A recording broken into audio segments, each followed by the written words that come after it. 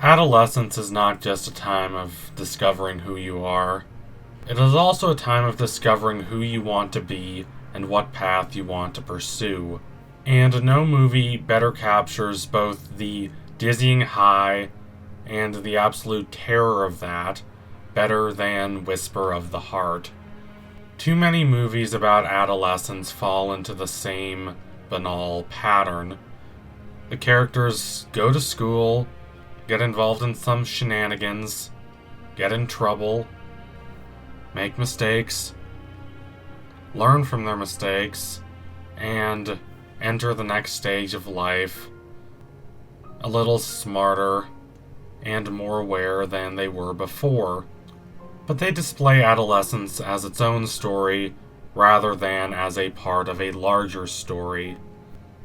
Judging from these movies, you'd think that once you're done with high school, you're a complete and fully formed person ready to handle whatever challenges life throws at you. I like a lot of movies like that, don't get me wrong, but they're limiting. Whisper of the Heart soars beyond that pattern. It's more intimate and mature. It's a story about beginnings. The protagonist, Shizuku, who for the record is my favorite Ghibli protagonist, starts a romantic relationship with a boy she realizes she was wrong about. She stops being an observer in her own life and writes her first story. Above all, she decides what kind of person she wants to be and what path she wants to pursue. When we first see her, Shizuku is trapped in the mire of early adolescence. She yearns for her childhood because she is afraid of the future. Because of her familial situation, she lacks the freedom she once possessed, and she worries about her morality. She does not think she is nice anymore. As she is younger than the typical protagonist in a coming-of-age movie, she is right at the age when childhood is just out of reach, and puberty changes everything, whether you like it or not. Without thinking, she breaks the heart of a boy she did not even know had a crush on her. All she has to sustain herself in this time of change is her love of books, and not just any books, fairy tales. She clings to childhood for refuge during the storm of adolescence. This is typical, but it cannot last forever. When she starts writing, it is an extension of that escape, a desire to keep clinging on to the person she used to be. She yearns for a socially acceptable alternative to the world of reading fairy tales all the time, and she believes this is it.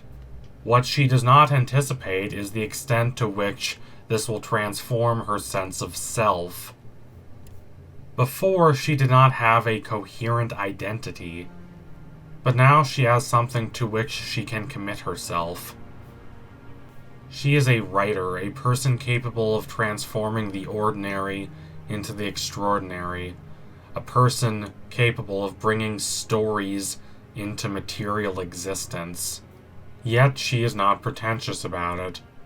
Whisper of the Heart pairs her with Seiji, whose passion is violin making, and yet the film does not treat his passion as being less worthy than hers. What matters is not the object of passion, but rather the passion itself, and the mix of clarity and confusion brought on by that passion. Clarity regarding what one wants to do with one's life, and confusion regarding how one is to get from where they are now to where they want to be. Most of us who have deep passions have had them long enough that we start to become somewhat cynical about them. Or not even cynical, but we take them for granted. We forget what made them special to us in the first place. But think back. Think back to when you started writing or drawing or whatever it is that you care most about. You have something that is wholly yours, something that the world cannot take away from you, something that influences how you see the world around you. Suddenly, trees and stars and buildings are not just fixtures of an unchangeable world anymore. They are inspiration, and their effect on you can be unpredictable and transcendent. It is fitting that Whisper of the Heart pairs that expansion of perspective that comes when you discover a new passion with an adolescent protagonist. The first reason why is that adolescence is the time when many of us discover our passions, or at least the time when we start to apply ourselves seriously to these passions. They may start as a way to battle the vicissitudes of impending adulthood, but they can become ways for us to understand and personalize that transition. The self is not lost, but it is transformed. The old ship of childhood is not capable of bearing the load of adulthood, but through one's passion, we can transform the energy and enthusiasm that powered that old ship into a form capable of weathering the challenges awaiting us. That is how it functioned for Shizuku, and I must admit, that is how it functioned for me. Part of my connection with Shizuku stems from how I started writing about the same time she did. Though I am not a Japanese girl living in a time in which Tokyo is becoming increasingly separated from nature due to widespread urban sprawl, I can't help but remember who I once was whenever I watched the movie. This isn't to say finding a passion gives you all the answers in the world, but it does give you solace and relief as you're trying to find those answers. There is something universal to Shizuku's journey, and I don't mean to sound cliché or platitudinous when I say that. I've talked to quite a few different writers and artists about this movie, and they all connect to it in some way, more or less. Starting to write or starting to apply yourself to whatever art it is you practice is like plunging off a 200-foot cliff and slowly discovering you can fly. It is terrible and strange, but it is also wonderful. The second reason why it is fitting that this film chose an adolescent protagonist is that adolescence is itself an expansion of perspective. When the restraints and burdens of childhood disappear, the feelings and expectations and burdens and joys that one had only previously dreamed about become available. Every experience forms a portion of the self in a way that is not really true in childhood, when experiences, even dramatic ones, don't tend to affect your life to the same extent. Or adulthood, when one hopefully has a strong enough framework and enough experiences that not every positive experience feels like heaven and not every disappointment feels like hell. To discover one's passion while an adolescent is to uncover both these expansions at once. It is chaos for Shizuku, but it allows her to mature. The movie does not end with her becoming a great writer. That would have been an ending straight out of the kinds of fairy tales she has tried to grow beyond. Even though this film ostensibly covers less of an arc than the typical film about adolescence, as it only takes her to the start of her journey as a writer, it conveys both a grandeur and a tenderness that set it apart because it reflects the subjectivity of Shizuku as a character. Part of this is in flashy moments of animation, but most of it is in the pacing and the editing. Mundane moments receive much more attention than they would have in another film, because this is how they affect Shizuku.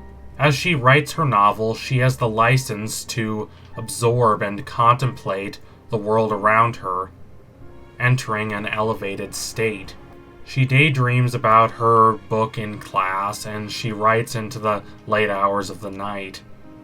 it is as much her first love as Seiji is.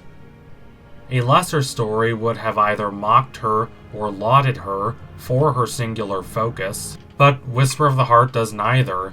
Instead, it empathizes with her. When she receives constructive criticism on her story, she does not break down in tears, not because she disagrees, but because she agrees. She knows it is not like she wanted, and she knows she can do better, so she dedicates herself to her art. This is a crushing defeat for her, but it is not a disaster. Rather, it is the beginning of growth. At the end of the film, she hikes with Seiji to the peak of a rolling hill. The clouds clear, and she can see further. It is a perfect final shot that captures the spirit of the film's view of adolescence. Adolescence isn't the end, it's a new beginning. And it's madness and sorrow and poor decisions and a lot of heartbreak, but hopefully we emerge from it being able to see further. So thank you for watching. If you liked what you saw today, don't forget to like, comment, and subscribe. Donate to my Patreon if you can, and you want to see more videos like this. Also, thank you for everyone who watched my first Whisper of the Heart video. As I'm writing this script, it has passed over 30,000 views. That's something I never expected to reach. So thank you all again. Tune in soon for my next analysis. It will be coming soon. Adios, comrades.